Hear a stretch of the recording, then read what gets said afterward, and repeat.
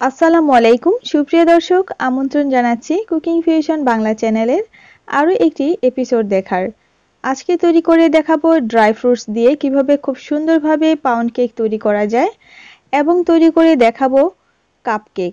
তো চলুন, এই দুটো রেসিপি খুব সহজ করে দেখিয়েছি।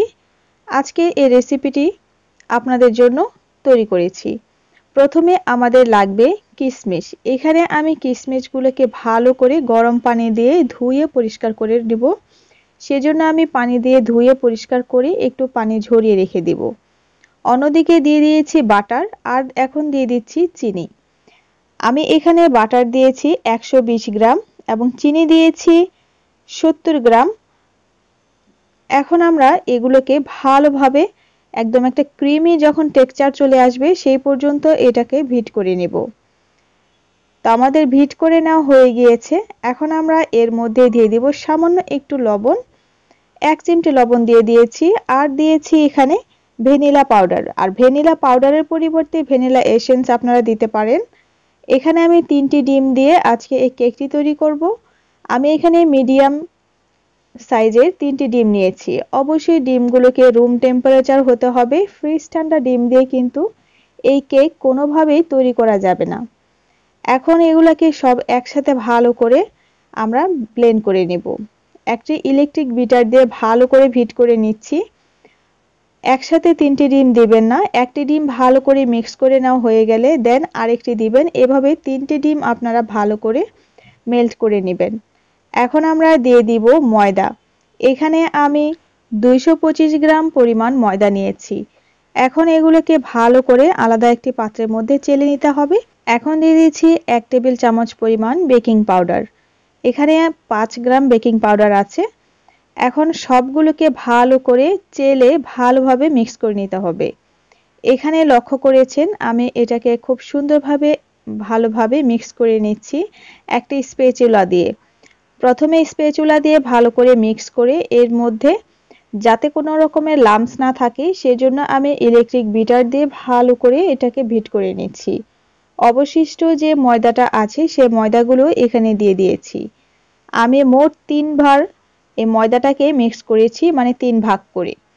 এখন আবারও ভালো করে মিক্স করে নিতে হবে, সেজন্য ইলেকট্রিক বিটার দিয়ে আমরা এটাকে ভালো করে ভিট করে নিচ্ছি।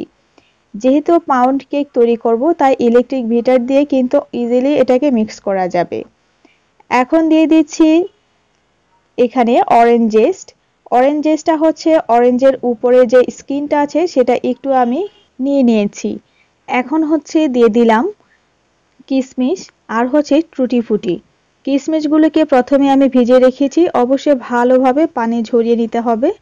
আর টুটি ফুটিটা আপনারা যে কোনো সুপার শপে অ্যাভেলেবেল পাবেন, আর এটা বাসাতে তৈরি করা খুবই সহজ।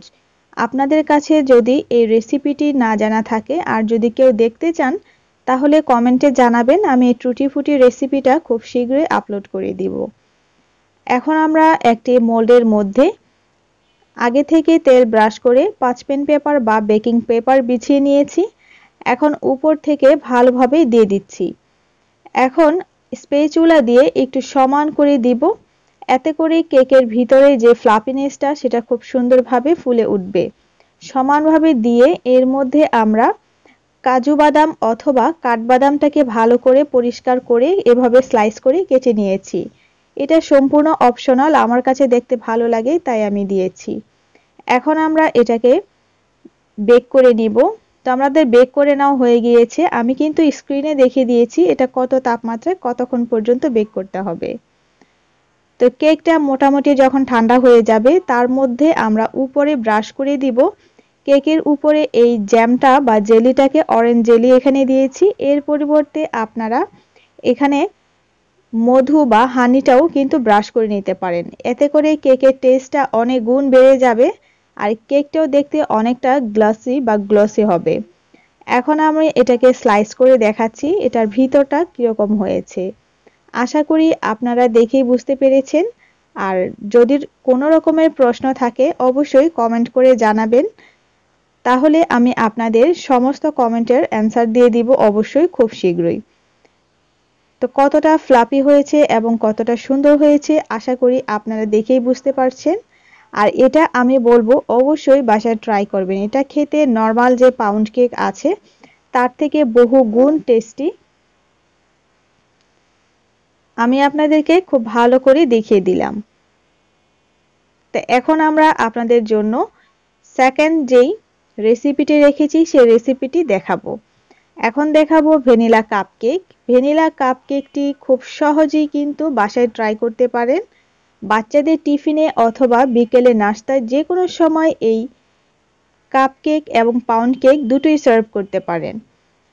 তার আগে বলে নেব, যারা এখনো আমার চ্যানেলটি সাবস্ক্রাইব করেননি তারা প্লিজ চ্যানেলটি সাবস্ক্রাইব করে রাখবেন। রুম টেম্পারেচারে দুটো ডিম দিয়েছি, হাফ কাপ পরিমাণ চিনি দিয়েছি, একটি ইলেকট্রিক বিটার দিয়ে ভালো করে বিট করে নিচ্ছি। খুব ভালোভাবে বিট করে নিতে হবে, আর অবশ্যই রুম টেম্পারেচারে হতে হবে ডিমগুলো। তো আমাদের চিনিটা গলা পর্যন্ত অপেক্ষা করতে হবে এবং ততক্ষণ পর্যন্ত এটা বিট করে যেতে হবে। চিনিটা গলে এরকম ফোমি ফোমি যখন একটা টেক্সচার চলে আসবে তখন আমাদের বিট করা বন্ধ করে দিতে হবে। এখন দিয়েছি 1 কাপ ময়দা, 1 টেবিল চামচ পরিমাণ বেকিং পাউডার, সামান্য একটু লবণ। এখন এগুলোকে চেলে নেব। তো খুব ভালো করে চেলে নেওয়া হয়ে গিয়েছে। এখন আমরা ডিমের যে ফোমটা তৈরি করে রেখেছি তার মধ্যে অল্প অল্প দিয়ে ভালোভাবে মিক্স করে নেব। নিশ্চয়ই লক্ষ্য করেছেন আমি কিভাবে মিক্স করছি। তো খুব ভালোভাবে আলতো হাতে মিক্স করে নিতে হবে যাতে ফোমি ভাবটা নষ্ট না হয়ে যায়। তো সার্কুলার মোশনে বা ক্লকওয়াইজ এটাকে ভালোভাবে মিক্স করে নিচ্ছি। এখন আমরা দিয়ে দিব তেল। এখানে রান্নার সয়াবিন তেলটা দিলেই হবে। আর দিয়ে দিয়েছি ভ্যানিলা এসেন্স। সবগুলোকে একসাথে ভালোভাবে মিক্স করে নিচ্ছি। তো সব একসাথে মিক্স করে নেওয়া হয়ে গিয়েছে। আর এখানে আমি তেল দিয়েছি, তেলের পরিবর্তে আপনারা বাটার দিতে পারেন, তবে সেটা অবশ্যই মেল্টেড বাটার হতে হবে। এখন আমরা কেকের মোল্ডের মধ্যে তেল ব্রাশ করে নিয়েছি।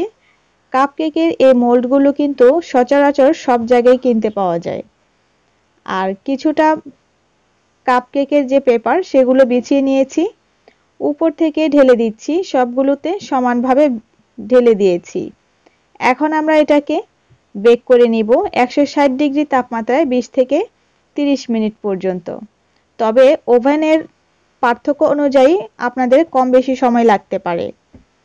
তো তৈরি হয়ে গেল আমাদের কাপকেক।